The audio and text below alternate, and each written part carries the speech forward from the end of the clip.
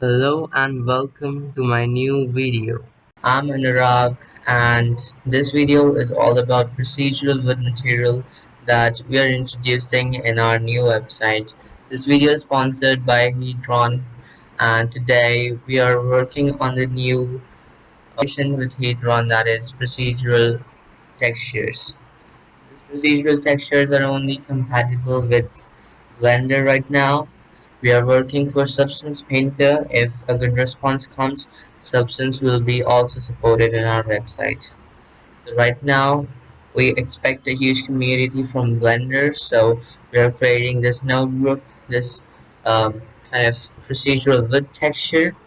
There will be more textures like this, but right now we're working on the wood texture, and this is a prototype. So you can see that all these sliders are not yet named right now because this is just a prototype. So you can get into it right now. It's in beta version. I feel we'll be soon releasing it into the main website, and there's a lot of work left, but we are ready with most of the base work of creating the notebook.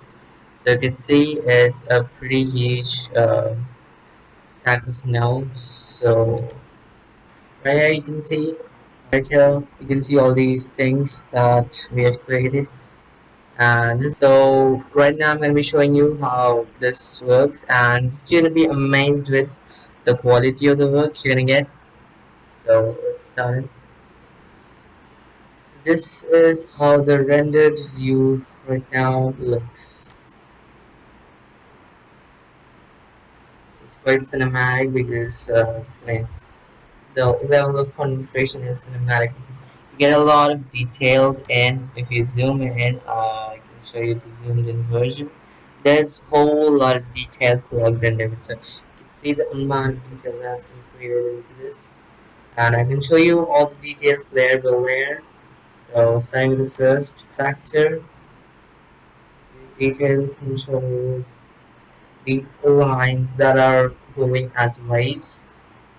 So I'll have to give this like something like that. And this slider is about some roughness that was added overload. Okay. This one is about these big values. Okay, let's zoom out. So in most wooden procedural textures, you might be seeing them like this. Most are looking like this, and a lot of things are not turned on because, uh, you know, I will just show you how they create their procedural materials. That is the general material that you'll be getting anywhere. So they are most probably going to use these two values only, and they will be creating something like this. But actually there's something more plugged into it. Now you can see these things that are circular compression things that occur in trees always. This cannot be you cannot get it using a wave texture just. So that is something different that we have introduced in this. And then the surface imperfections that are color imperfections mainly. So if I just do it like this, you can see these imperfections very clearly. These are surface imperfections that I like to keep in my like it's too much right now. I'll decrease it a bit. Okay. So these give a pretty nice look to the wood material.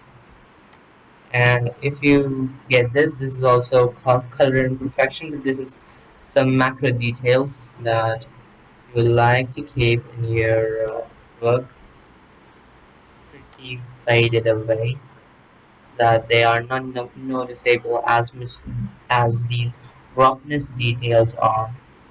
And then the last thing that I've created is these big chunks of details. Okay, these also give some color variation and shows which parts have been decayed more than the general wood portion, because wood is dead cells, so you have to take in a lot of technical knowledge into this. and you have to create the material. And this last slider is kind of the brightness. So I used RGB curve node to get this is pretty simple, and this is kind of connected to the roughness map. I feel, yeah, that's connected to the roughness map.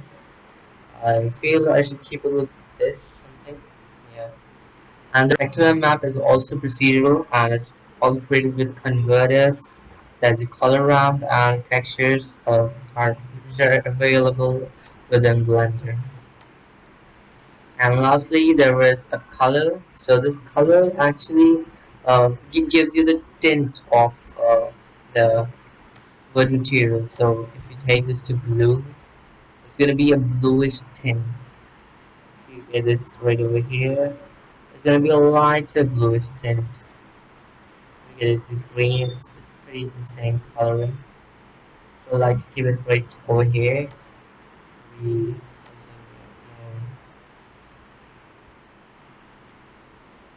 and these roughness details are going to be really showing up in your project that you're going to be creating. So this wood material can be used for showing the surface that is worn out. This wood material is quite good looking when you're creating interior scenes. This wood material can fill up your ground. For some causes, specularity has been adjusted so that it can be used in all kind of interior scenes. And yeah, and the HDRI that I'm using is kind of different. In the scene will like show you using EV. So this is EV's version that is also compatible with EV, so you can use it in EV as well if you're creating any render, and it produces a very high quality material in EV as well. So you can see what is the quality of production in EV. The specular maps are working it absolutely the way I wanted them. So I will show you the layerings, how I created these layers. So first layer, I feel I should shift 2 cycles for faster. Okay. This was the first layer that was created. This is a wave. Uh, this is a wave texture that I've used to create these patterns like lines patterns. Okay. And then I use some roughness value. I actually cannot say this right now because I have to zoom in. And this is also created using a wave and a roughness pattern. Okay, so you can see this is also coming like this lines, things like that. Okay, and then I've used another that is some imperfections that you'll be able to see after I light it. So yeah, this is kind of hidden. Now these are those big chunks that I've created. So this is kind of if you download this on our website, you'll be able to see how I've created this one as well. Okay, I'm not explaining those details right now. This one is another. So right now it's like this. And this is another roughness pattern. Then finally you've used this, and then some fractions are added with this, and then we have lightened it so that some parts that are grayish and darker should be like showing up less, and the parts which we want to show up more should be just with this RGB curves. And then we converted this into no specular map, and then we just inverted it, and then we did some more inversion, then we used this and that, and there's a whole lot of math done in the background. So yeah, so that's all how it works. There's just one node group right now. I'm just creating more node groups. I'll also be creating a tiled pattern for this so that I can make a tiled wooden material. um, it's not actually tile, it's block wooden material, yeah. So I'll be creating that as well. The sliders are going to be getting names. This node group is going to be redesigned. Uh, Things are not going to change. Just the node group is going to be designed like you can use it and you can distinguish from other node groups.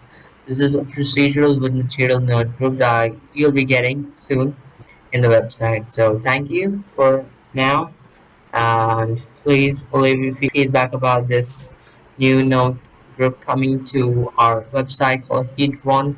It's going to be free for all the community. You download it for free when it's available. We are going to be releasing videos uh, quite quick because the summer vacations are arriving and I will be having a lot of time to make this. Yeah, there are no exams further, so I'll be creating things more often, so we're getting it much faster. And yeah, so thank you. Meet you in the next video.